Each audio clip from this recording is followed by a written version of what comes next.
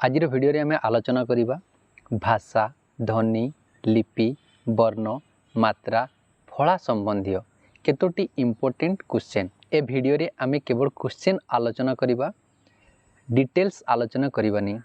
आपन जो सब्जेक्ट पढ़ी ताहा आपन एथिरे एनालिसिस करि परिबे आपन केते मने रखिछंती। तो चलतु भिडियोटी को आरंभ करवा। प्रथम प्रश्नटी रही ओडिया रे स्वरवर्ण केतोटी और केउठारु केते पर्यंत। प्रश्नटी आउ थरे कहूछि ओडिया रे स्वरवर्ण केतोटी और केउठारु केते पर्यंत। एथिमध्यरु सठिक उत्तरटी होछि ऑप्शन बी 11टी स्वरवर्ण रही ओ ठारु ओ पर्यंत। मने रखिबे इंपोर्टेंट प्रश्न। जो समस्त क्वेश्चन मु ए भिडियो रे आलोचना करिवि जदि एई टॉपिक रु आसे तेबे आपन निश्चित यही क्वेश्चन देखा पाइबे एग्जाम रे। परवर्ती प्रश्नटी रही ओडिया भाषा व्यवहृत वर्णमाला को केते भागरे विभक्त करा जाए। एथिमध्यरु सठिक उत्तरटी होछि ऑप्शन ए 2 भागरे विभक्त करा जाए। सेगुड़िक कौन कौन? एथिमध्यरु सठिक उत्तरटी होछि ऑप्शन सी गोटे होछि स्वरवर्ण आउ गोटे होछि व्यंजन वर्ण। मने रखिबे।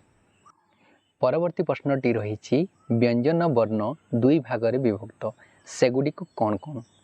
एथिमध्यरु सठिक उत्तरटी होछि ऑप्शन सी वर्ग व्यंजन आउ गोटे होछि अवर्ग व्यंजन। देखंतु आमे जो क्वेश्चन आलोचना करूछु याको आपण चेष्टा करंतु पूर्वरु करिवा पई देले आपण जानि परिबे आपनकर केते मार्क रहुछि। मु जो 35टा क्वेश्चन देछि एतिरु आपनको केते मार्क रखि परछंती आपण जानि परिबे। परवर्ती प्रश्नटी रही वर्ग व्यंजन को केतोटी वर्ग रे विभक्त करा जाए। एथिमध्यरु आपण जानिथिबे सठिक उत्तरटी होछि ऑप्शन बी 5टी वर्ग रे विभक्त करा जाए क च ट त प। मने थिबो आपनकर। परवर्ती प्रश्नटी रही संस्कृत और हिंदी भाषार लिपिर नाम कौन? एथिमध्यरु सठिक उत्तरटी होछि ऑप्शन सी पारसी। ए समस्त क्वेश्चन इंपोर्टेंट अच्छी निश्चित भाव में मन रखा चेष्टा करंतु। जदि आपण नोट करि पारुनांती तेबे डिस्क्रिप्शन में मु एही समस्त क्वेश्चन रो पीडीएफ दे देबी आपनको सहज हेबा को मन रखा पाई। परवर्ती प्रश्नटी रही पंजाबी भाषार लिपिर नाम कौन? एथिमध्यरु सठिक उत्तरटी होछि ऑप्शन डी गुरुमुखी। देखंतु जदि आपनको एही वीडियो भलो लागु थाए तेबे लाइक करंतु। जदि एथिरे 50 रु अधिक लाइक आसला मु निश्चित भाव में समस्त चैप्टर एग्जाम पूर्वरु कवर करिया पई चेष्टा करिवि। परवर्ती प्रश्नटी रही इंग्राजी भाषार लिपिर नाम कौन? एथिमध्यरु सठिक उत्तरटी आपण कहंतु। ए होछि सठिक आंसर रोमान। मन रखिबे इंपोर्टेंट प्रश्न। अवर्ग्य व्यंजनर केउ वर्णटी ओडिया भाषा रे युक्ताक्षर?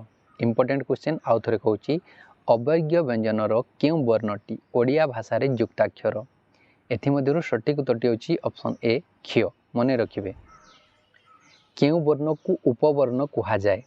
आउ थरे कहूछि केउ वर्णटी को उपवर्ण कुहा जाए?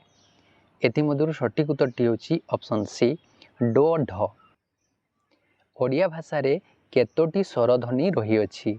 आउ थरे कहूछि ओडिया भाषा रे डेष्टि स्वरध्वनि रही अछि? एथिमध्यरु सठिक उत्तर केउटी हेबो? ए होछि सठिक आंसर 8टी। मने रखिबे इंपोर्टेंट क्वेश्चन। ध्वनिर लिखित रूप को डैश कहा जाए? ध्वनिर लिखित रूप को कौन कहा जाए? एथिमध्यरु सठिक उत्तरटी होछि ऑप्शन सी लिपि बा वर्ण। मने रखिबे इंपोर्टेंट क्वेश्चन। परवर्ती प्रश्नटी रही युक्त व्यंजनर संक्षिप्त रूप को आमे डैश कहू? आउ थरे कहूछि युक्त व्यंजनर संक्षिप्त रूप को आमे डैश कहू? एथिमध्यरु सठिक उत्तर केउटा हबो? देखंतु सी होछि सठिक आंसर फळा। आमे फळा कहू। इंपोर्टेंट क्वेश्चन मने रखिबे। अवर्ग्य व्यंजन रे केतोटी वर्ण ओडिया भाषा रे व्यवहृत? अवर्ग्य व्यंजन रे केतोटी वर्ण ओडिया भाषा रे व्यवहृत? बहुत इंपोर्टेंट क्वेश्चन मने रखिबे। बी होछि सठिक आंसर 14टी। ओडिया रे अनुनासिक वर्ण संख्या केते? आउ थरे कहूछि ओडिया रे अनुनासिक वर्ण संख्या केते? सठिक उत्तरटी होछि ऑप्शन बी 5टी। मने रखिए बहुत इंपोर्टेंट प्रश्न। देखंतु जदि आपनको स्लो लागुछि वीडियो तेबे आपण स्पीड करके देखि नियंतु। थरे दी थर देखि नियंतु मने रहि जिवो। मात्रा काहाकू कहते आउ थे कहूँ मात्रा काहाकू कहते एमध्य सठिक उत्तर केउटी हेब देखंतु सठिक उत्तरटी होछि ऑप्शन बी स्वर वर्ण गुड़िकर सांकेतिक रूप को कौन कह जाए मात्रा कह जाए मन रखिए बहुत इंपोर्टेंट प्रश्न यहाँ फला काहाकू कहते देखंतु एमध्य सठिक उत्तर केउटा हेब बी होछि सठिक आंसर व्यंजन वर्णर सांकेतिक रूप व्यंजन वर्णर सांकेतिक रूप को फला कहते देखंतु ए समस्त आपको इजी लगुच किंतु आपन एग्जाम हॉल में भूली जाइथिबे मने रखंतु ताणु कि परवर्ती प्रश्नटी रही भाषा रे सर्वनिम्न अर्थयुक्त एकक को कौन कह जाए आउ थे कहूँ भाषा रे सर्वनिम्न अर्थयुक्त एकक को कौन कह जाए एमध्य सठिक उत्तर केउटा देखंतु सठिक उत्तरटी होछि ऑप्शन बी रूपिम कह जाए मन रखिए जो रूपिम अन्य कौनसी रूपिमर बिना साहाय्य व्यवहृत हो पारे ताहाकू कौन कह जाए आउ थे प्रश्न कहूँ ध्यान दिंतु जो रूपिम अन्य कौनसी रूपिमर बिना साहाय्य व्यवहृत हो पारे ताहाकू कौन कह जाए सठिक उत्तरटा देखंतु एथिरु चारटार कोउटा हेबो बी हेबो सठिक आंसर मुक्त रूपिम मन रहिला मुक्त रूपिम परवर्ती प्रश्नटा मध्य इंपोर्टेंट रही देखंतु जो रूपिम अन्य कौनसी रूपिम सह युक्त ही भाषार व्यवहृत हुए ताहाकू कौन कह जाए आउ थे कहूँ ध्यान दिंतु जो रूपिम अन्य कौनसी रूपिम सह युक्त हो भाषार व्यवहृत हुए ताहाकू कौन कह जाए एमध्य सठिक उत्तर केउटी देखंतु बी होछि सठिक आंसर बद्ध रूपिम मन रखिए आउ गोटे प्रश्न रही देखंतु भाषार ध्वनि संकेत गुड़िक पद्धतिबद्ध होई कौन गठित हुए आउ थे कहूँ रिपीट करुच्छे देखंतु भाषार ध्वनि संकेत गुड़िक पद्धतिबद्ध होई कौन गठित हुए